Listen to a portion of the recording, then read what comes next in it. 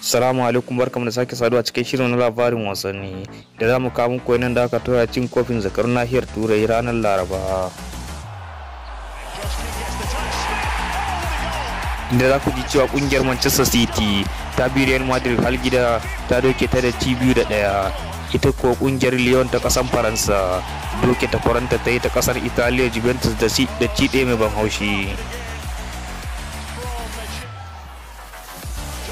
Ga labaran dalla-dalla. Da ku ji cewa kungiyar Real Madrid ta rashin nasara hannun Manchester City da ci 2-1.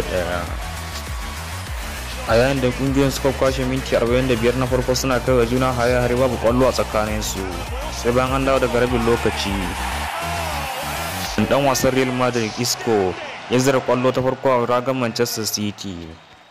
Da ana tsakiyar fafatawa ne dan wasan kasar Brazil Jesus ya farke wa Manchester City kwallonta a minti na 78, a yayin da kungiyoyin suke tsakiyar fafatawa ci 1-1, inda dan wasan kasan Belgium Kevin De Bruyne ya ci na biyu a minti na 86.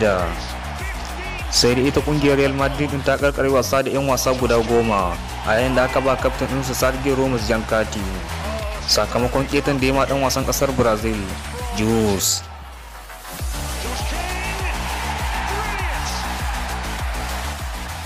Ita ma dai kungiyar Juventus ta kasan Italiya rashin nasarar ta a hannun Lyon ta kasan Faransa da ci 1-0.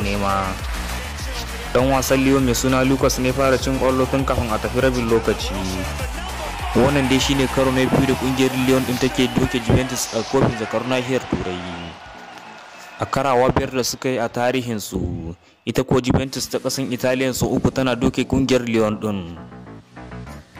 Inda kowa wasan jiyan da suka yi ma Juventus ne ta fara zira kwallo, amma alkalin wasa ya ki karban kwallon saboda satan gida da aka yi.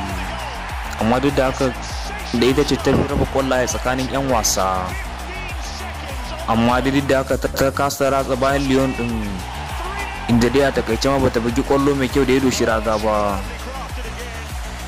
Wannan dai shine sakamakon wasan da ya gudana a jiya Laraba.